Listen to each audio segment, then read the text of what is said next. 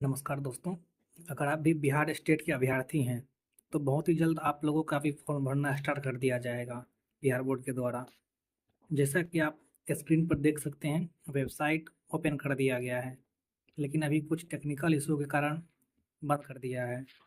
तो चलिए आगे बात करते हैं कि इसका प्रोसेस क्या होने वाला है। दोस्तों, आपको बता दूं कि इसका प्रोसेस कुल 3 स्टेज में होने वाला है। पहला में आपको रजिस्ट्रेशन करना पड़ेगा, दूसरा में फॉर्म भरना होता है और तीसरा में आपको पेमेंट करना होता है। चलिए एक एक करके बात करते हैं।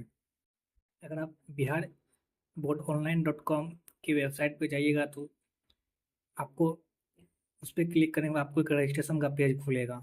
रजिस्ट्रेशन पेज पर आप अपने संबंधित सूचनाएं भरेंगे और जनरेट ओटीपी पर क्लिक करेंगे।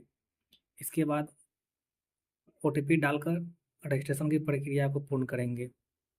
इसके बाद आपके फ़ोन पे यूज़र आईडी और पासवर्ड प्रोवाइड किया जाएगा। ये बोर्ड के द्वारा किया जाएगा, जैसा कि आप नोटिफिकेशन में भी देख सकते हैं। इसके बाद आप अपनी यूज़र आईडी और पासवर्ड के हेल्प से पोर्टल का जो मेन पेज होगा वहाँ पे लॉगिन करेंगे। करने के बाद वहाँ पे आपका एप्लीकेशन का पेज खुल जाएगा और यहाँ पे जैसे लिखा हुआ आवेदन पत्र में कुछ बॉक्स फुल से भरे होंगे जिसे आवेदक द्वारा रजिस्ट्रेशन के समय भरा गया था। उस पेज पर अभ्यर्थी अपना व्यक्तिगत एवं शैक्षणिक विवरण भरेंगे, यानी कि यहाँ अपना क्वालिफिकेशन सब भरिएगा। दूसरे नंबर पे आता है आपका फ़ोटो और सिग्नेचर को अपलोड करना। तो अगर बता दें कि फ़ोटो का साइज़ क्या होने वाला है, तो ये 80 KB से लेकर 200 KB तक, एवं इसका जो है लेंथ होना चाहिए 3.5 cm से 4.5 सेंटीमीटर होनी चाहिए। अगर वही बात करें आपका सिग्नेचर का, तो साइन आपका लगभग 50 KB से 200 KB तक होने चाहिए और आपका फ़ोटो रिसेंट का होना चाहिए। उसका बैकग्राउंड या तो आप सफ़ेद सफ़ेद मतलब वाइट कर सकते हैं या कोई भी हल्का रंग कर सकते हैं और कैमरे के सामने खिंचा हुआ होना चाहिए। फोटोग्राफ में अभ्यर्थी की आंखें एवं चेहरा स्पष्ट रूप से दिखाई देना चाहिए। उसका फ़ोटो खिंचाने के समय सिर पर टोपी या कोई कपड़ा तथा काला चश्मा स्वीकार नहीं है। मतलब कोई भी अगर चश्मा काला कलर का चश्मा नहीं पहन सकते। अगर आप कोई नॉर्मल लगाते हैं प्रॉब्लम का तो वो रहना चाहिए, लेकिन कोई मतलब ब्लैक कलर का चश्मा नहीं होना चाहिए। अब लास्ट में आता है पेमेंट करने का ऑप्शन। यहाँ पे जैसे लिखा हुआ आवेदक पत्र भरने के उपरांत सेलेक्ट ऑनलाइन पेमेंट को क्लिक करेंगे। तत्प तत्पश्चात सेलेक्ट पेमेंट गेटवे में किसी एक पेमेंट गेटवे को सेलेक्ट कर भुगतान करना सुनिश्चित करेंगे। परीक्षा शुल्क का भुगतान डेबिट कार्ड या क्रेडिट कार्ड या नेट बैंकिंग और यूपीआई के माध्यम से करने की अनुमति होगी। इसके अलावा अन्य कोई माध्यम से परीक्षा शुल्क का भुगतान स्वीकार नहीं होगा। अब चलिए बात करते हैं कि इसमें आपको डॉक्यूमेंट्स कौन कौन से अपलोड करने हैं। तो दोस्तों, जैसा कि आप यहाँ देख सकते हैं, मैट्रिक का प्रमाण पत्र एवं अंक पत्र होने चाहिए। मतलब आपका जो मार्कशीट होगा और जो आपका मूल प्रमाण पत्र होगा वो दोनों होना चाहिए। और दूसरे नंबर में आपके पास इंटर का भी मार्कशीट एवं मूल प्रमाण पत्र दोनों होना चाहिए। तीसरे नंबर में अगर आप ग्रेजुएट है तो ग्रेजुएशन का भी मार्कशीट और मूल प्रमाण पत्र दोनों होना चाहिए।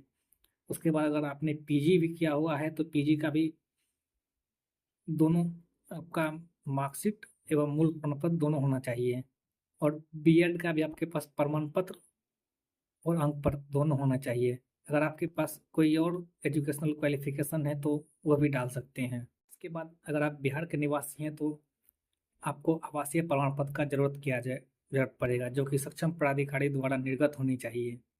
अगर आप SC ST OBC या इन सभी या इन दोनों में से किसी में से एक अगर आप कर बिलोंग करते हैं तो आपको जो है ना इसके लिए सर्टिफिकेट देना पड़ेगा। और अगर आप क्रीमी नॉन क्रीमी लेयर के अंदर आते हैं तो उसका भी सर्टिफिकेट देना पड़ेगा आपको। अगर आप विकलांगता का दावा करने की स्थिति में विहित प्रपत्र सक्षम प्राधिकारी द्वारा निर्गत वैध दिव्यांग प्रमाण पत्र होना चाहिए। अगर आप PWD में भी आते हैं तो उसका भी प्रमाण पत्र होने चाहिए। और अगर बात करें भूतपूर्व सैनिक के लिए तो भूतपूर्व सैनिक के लिए अधिकतम आयु सीमा में छूट का लाभ लेने के लिए भूतपूर्व सैनिक होने का प्रमाण पत्र आपके पास होना चाहिए। लास्ट में आप अपना पूरा फॉर्म को प्रीव्यू